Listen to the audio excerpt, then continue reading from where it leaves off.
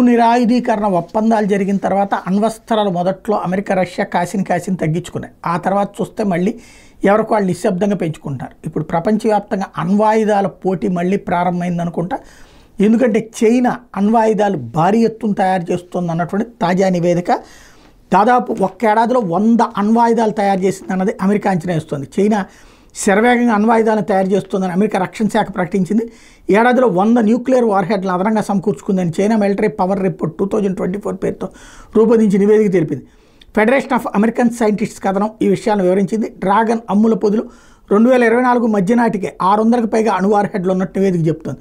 2019లో వీటి సంఖ్య 400 మాత్రమేనని, లాస్ట్ ఇయర్ మే నాటికి చైనా దగ్గర 500 వార్హెడ్లు ఉన్నాయి. అయితే ఒక్క సంవత్సరం వ్యవధిలోనే వాటి సంఖ్య 20% పెరిగి 600కి చేరిందని గుర్తించారు.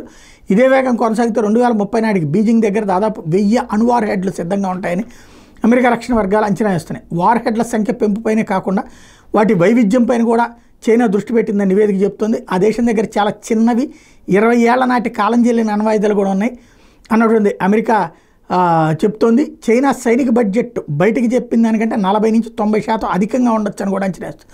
చైనా ఖండాంతర బాలిస్టిక్ క్షిపణులు ఆ దేశ అణు సామర్థ్యాన్ని మరింత పెంచాయన్నటువంటిది ఆ నివేదిక చెప్తున్న నిజం. బాలిస్టిక్ మిస్సైల్ సామర్థ్యం జలాంతర్గాముల్లో చైనా గస్తీ నిర్వహిస్తోందని కూడా చెప్తోంది.